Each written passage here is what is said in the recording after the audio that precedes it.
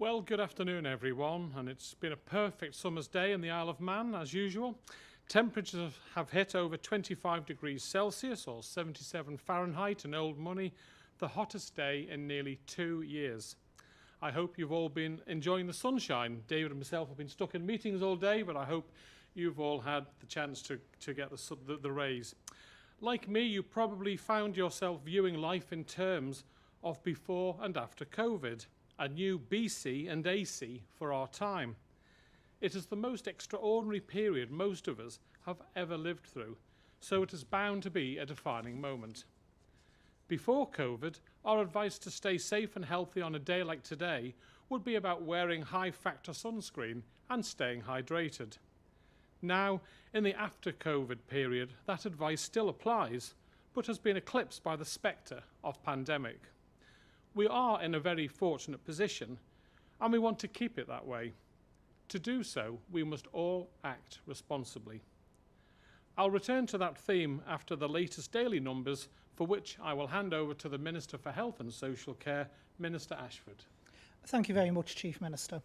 The total number of tests undertaken now stands at 6,209. We were awaiting 13 results back, meaning the total number of tests completed now stands at 6,196. There have been no new cases identified. Case total remains at 336. Okay, well, thank you very much, David. Today's news is positive, but it is government's responsibility to maintain vigilance. It's our job, while fostering freedom, to keep the health of the public in clear focus, to keep a weather eye on the bigger picture, to scan the horizon for potential threats, to listen to that nagging voice in the back of the head which says, this might not be over. Stay Responsible sets out how we ensure that together we move forward on our journey to the new normal. Normal these days is not what it was BC, before COVID. We're navigating on charted territory, making decisions stage by stage based on the prevailing conditions. Our objectives for the island to recover from the pandemic and on clinical advice. We cannot do any more than that. We don't have a crystal ball. There will always be pros and cons to consider as we look at the steps which lie ahead. Straightforward either-or decisions are easy, but things aren't always so binary. There will be many grey areas to come when doing the right thing may be our aim, but agreeing on what are the right things won't be easy. But while the horizon may be hazy, our focus remains unclouded to make clear decisions in the best interests of our island. This week we launched our long-term strategy for the new Manx Normal. We stepped out of your lives, so its title, Stay Responsible, puts the onus on each of us to do the right thing. But what does it mean? It means continuing to practice regular hand washing and to ensure high standards of hygiene at home and at work. It means respecting the decision of those who still prefer to stay mainly at home and avoid crowds. It means we pay special attention to the needs of those who are vulnerable and take measures to protect them. As each day passes without a new case, it is natural that we feel a greater sense of freedom and more confident that, as a community, we have defeated the virus. It is natural that we feel proud that we have pushed it back from our shores through our collective efforts. Our prize has been an end to restrictions on personal freedom, no more social distancing, and our society coming back together. We can meet our friends, go out and socialise, gather in a crowd and enjoy leisure activities again. The Manx bubble is a really nice place to be. We promise to review the Borders policy every 2 weeks from the 25th of June. Today the Council of Ministers did just that. We have agreed a 5-stage framework for the transition from closed borders, level 5, where we are now, through to borders open and unrestricted travel, level 1. This framework sets out how we will move in a safe and controlled way from one end to the other, step by step. We monitor the situation here and in the UK on a rolling basis. we are carefully considering how and when increased movement through the border may be allowed. Today, the Council of Ministers looked closely at Level 4 and asked, are we ready to move to it? First, let me explain what it means. Level 4 will allow non-essential travel for Isle of Man residents and essential workers. There will be no limit on numbers, as there is currently, and travel will be by air or sea. Level 4 will involve a compulsory 14-day isolation period on return and a declaration by the person travelling that they are in good health. Self-isolation and contact tracing in Level 4 will remain the main defence against transmission of the virus in the community if it returns to our shores. When we reach Level 4, residents can visit the United Kingdom and beyond, as long as they are prepared to self-isolate on return. And I should stress, Level 4 will not allow for non-residents to visit us. But it recognises that many of our people are willing to make the sacrifice of quarantine if they can travel to see their loved ones. We don't want to stand in their way any longer than necessary. We have decided what, but we are not yet quite ready to press go. We need to follow the transmission of coronavirus or COVID-19 in the UK for a little longer and be sure that the reducing levels of infection have become a firm trend. The Council of Ministers will consider all this again next Thursday, and I hope to bring you more news then. The coronavirus pandemic has brought unprecedented challenges. It has required an unprecedented response and produced unusual, unique, bespoke solutions. Today, I am delighted to announce that the Isle of Man and Guernsey are to form an air bridge, a corridor allowing travel between our islands for our citizens. Neither island has had any active cases for some time now. We believe this bridge is a safe proposition. This idea has been battered about in public for over a week now. There have been a lot of discussions and agreements, and we have looked at it from all angles and concluded that there are many potential benefits and few risks. A bit of an offshore island no-brainer. It is both a reciprocal agreement and a commercial opportunity for our two islands. It will allow residents with itchy feet to get off their respective islands and visit another. Our residents can enjoy the attractions of Guernsey and sample different shops, restaurants and beaches. It will give businesses in both islands a welcome boost. We look forward to welcoming Guernsey residents to visit our glens and hills, our cycling trails, our spectacular coastal walks and our unique heritage sites. There might be interest among sporting clubs looking for fresh competition to visit each other. And more hugs are on the horizon for those with family and friends in Guernsey.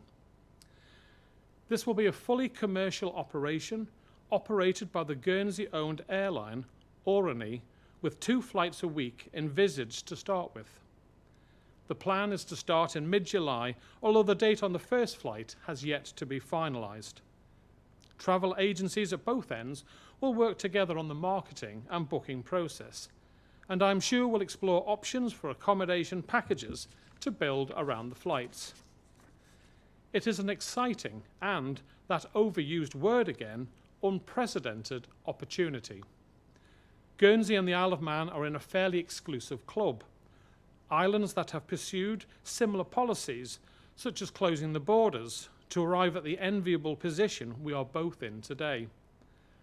Our involvement as governments has been only in approving and facilitating the project. I hope it is welcomed that people who may have developed cabin fever during the lockdown can go and stretch their legs on further shores. It is an alliance born entirely of the pandemic. It has required imagination, optimism, and a can-do attitude to get off the ground. And we wish the initiative all the best. Now, there will be more details in the coming days and weeks, but now to questions, and first we have Chris Cave from Energy FM. Chris, faster Good afternoon. Good afternoon, Chief Minister. I'd like to pick up with something that was mentioned in Monday's press briefing, if I may. Unfortunately, I wasn't part of the press team there. Could we please get more information on these people who were granted permission to come over to the island from Jersey and go out in public without having to complete 14 days of self-isolation?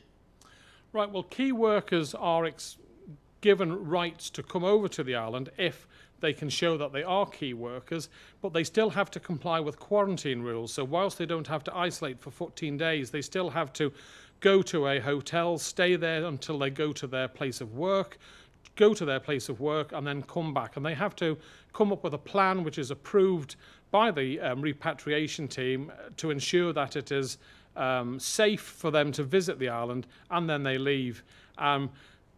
Obviously, we've had reports that they didn't follow the plan which had been agreed, and it's been referred to our police force to investigate. So I can't really comment any further on this because it is being looked at by our police. But I don't know, David, if you want to expand on that. Just to say around the process, as the Chief Minister's rightly said, it's absolutely important that we actually examine what we mean by when we say an exemption from self-isolation. That doesn't mean people can go out to restaurants. That doesn't mean people can go out to pubs. It's literally an exemption for key workers to be able to go to their place of work.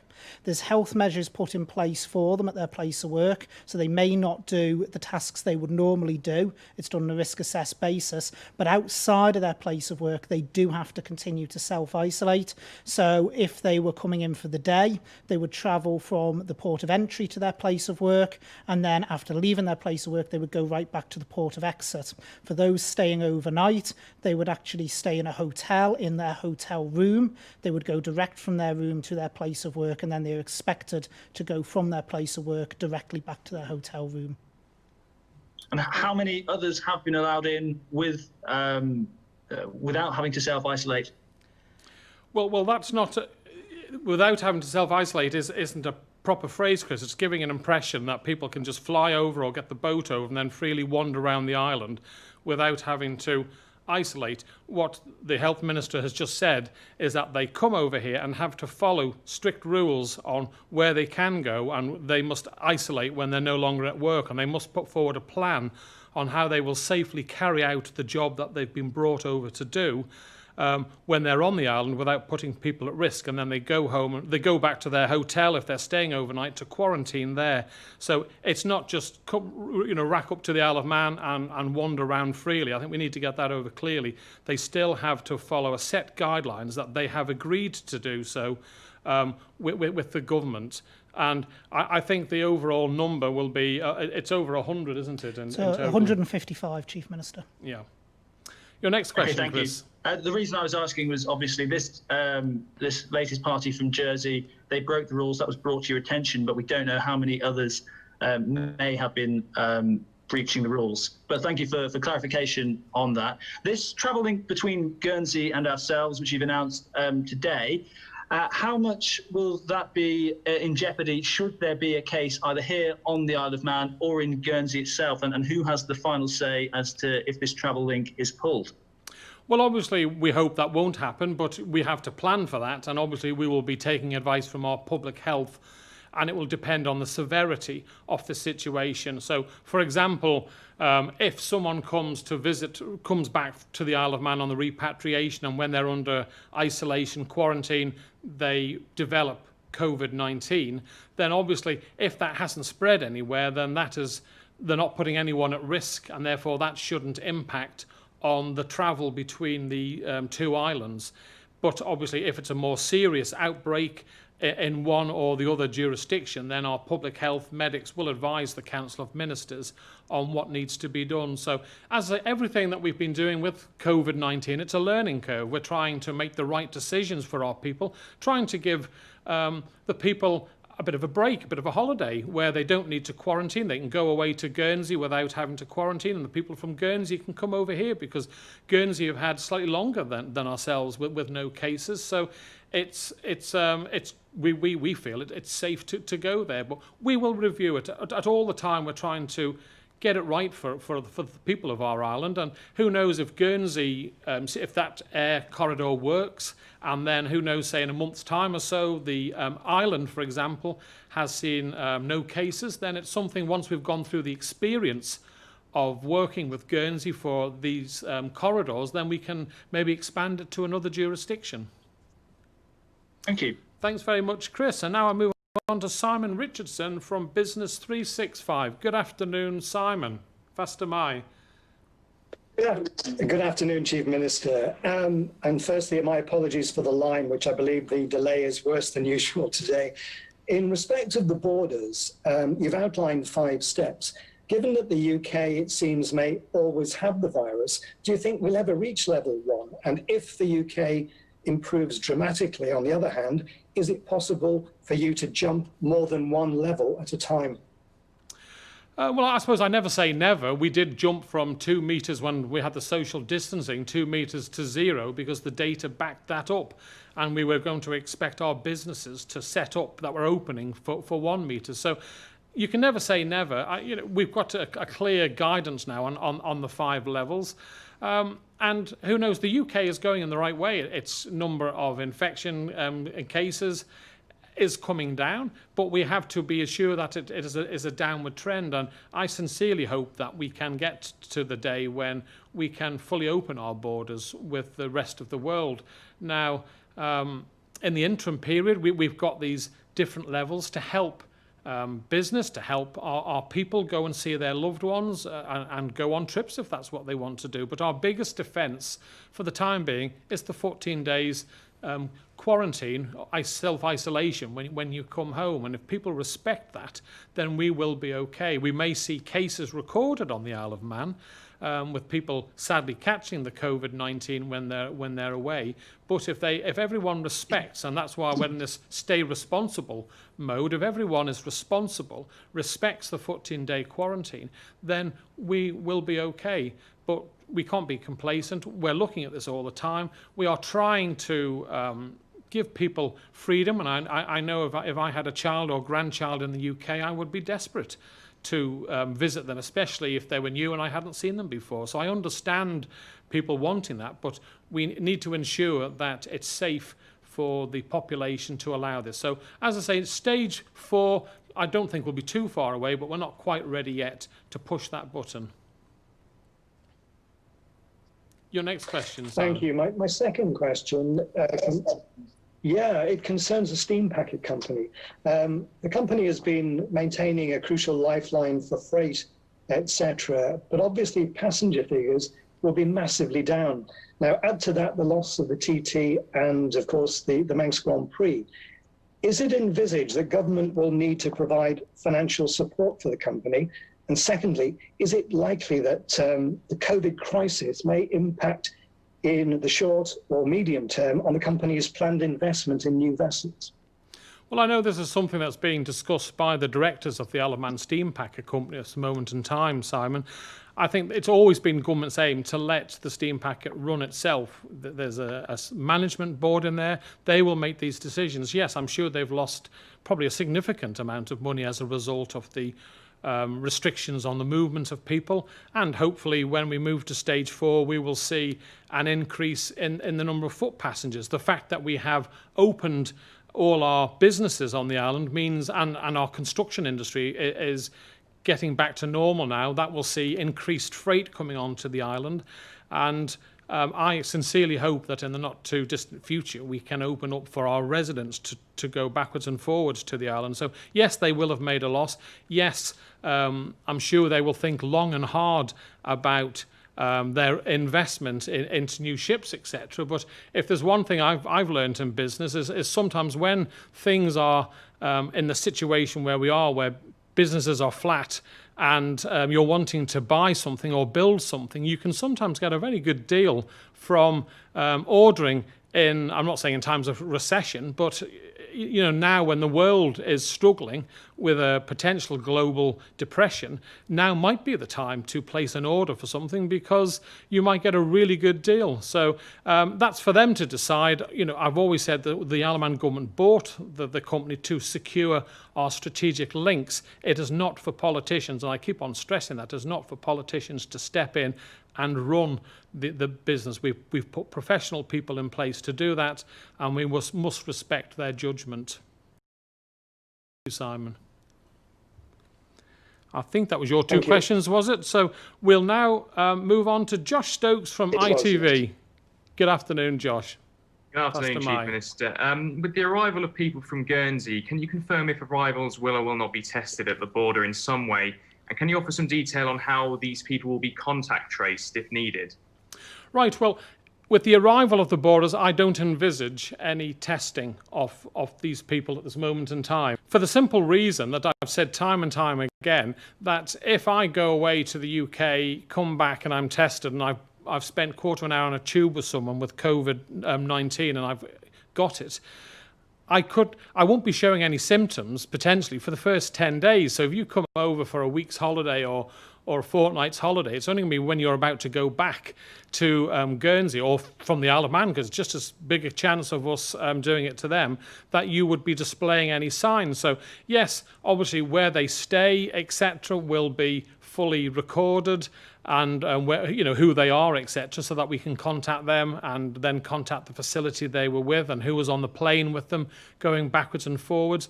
So that's how we can do it. Testing them, as I say, would be, at this moment in time, we feel it would be pointless, because it will show that they are negative. But obviously we can fine-tune this. Our two public health departments have been speaking to one another on how they can address and reduce the risks as much as possible. I don't know, David, representing that area, if you want to add anything. Yeah, thank you, Chief Minister. It's just to say, really, Josh, that what we're talking about is we're talking about two jurisdictions that have had no cases identified for over 28 days, 2 life cycles of the incubation period of the virus. So the actual risk from having an air bridge between the two is exceptionally low. As the Chief Minister has said, if the situation changes in either island, then obviously we'll review that. But testing at the border in those circumstances would not add anything whatsoever.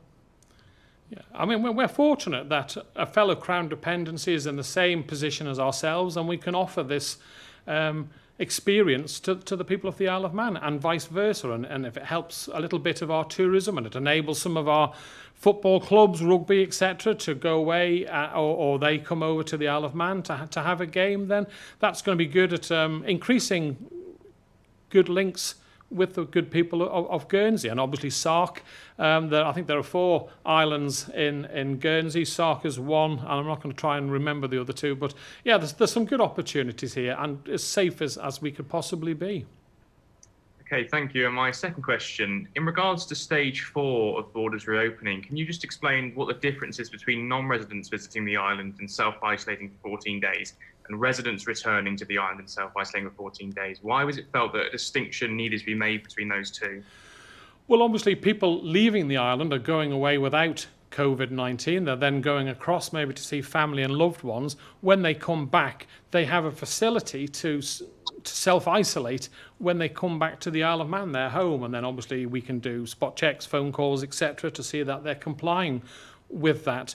Whereas it's much harder if people are coming from another jurisdiction onto the Isle of Man. We don't know, they haven't come from a clear, unlike Guernsey, if you park Guernsey, they haven't come from a jurisdiction that has no cases. So they could be coming to our island, and it would be hard to know.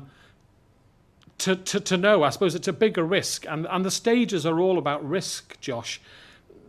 Not allowing anyone other than repatriation and compassionate is our level 5 at this moment in time. Allowing Manx residents to freely travel away but quarantine on the island is the next step, where you've got increased risk, but the risk isn't maybe as great as allowing people from the UK to come over. And the next step, I think step 3, is all about sponsoring maybe family members to come to the island where they stay with you. But it's all about looking at the number of cases and the jurisdiction where people are coming from, and ensuring that we can allow greater movement, but in a safe way. My first responsibility is to the public health of the people of the Isle of Man. And then obviously we've got to look at getting our economy going and to ensure that we can provide the facilities that we all want as a result of a healthy economy. So it's all about taking steps with as much information as possible so that we can do this without putting the health of the nation at risk. Okay, thank you. Thanks very much, Josh.